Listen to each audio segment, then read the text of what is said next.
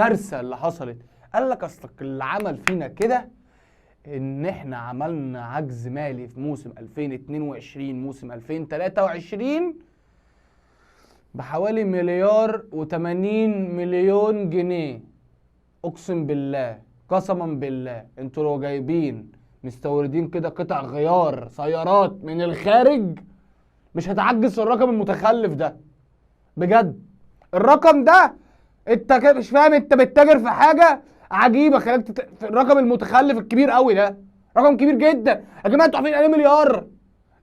كبير، رقم كبير جدا، كبير قوي. حرام عليكم، انتوا عملتوا ايه في النادي عشان يبقى عليه كده؟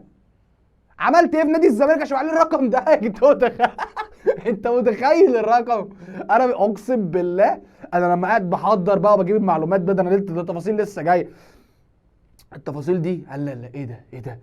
فقلت الموسم بتاع 2022 23 ده الزمالك عمل ايه فيه؟ تعالى بقى بص الكوارث بقى. تالت الدوري، حلو، طلع من دور المجموعات في دوري الابطال خرج في دور ال 16 في كاس الرابطه، انسحب، اعتذر ان هو يلعب كاس السوبر المصري، حلو كده، ما شاركش في كاس مصر.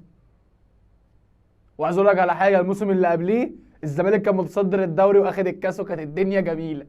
طب الموسم ده بقى الكارثي اصلا، يعني انا بكلمك على فريق الكوره، الله اعلم بقى بالفرق التانيه ايه اللي حصل فيها، بس انت اصلا كفريق كوره يحصل في كل الكوارث دي، فطبيعي جدا ان انا اسمع عليك ديون بس مش مليار.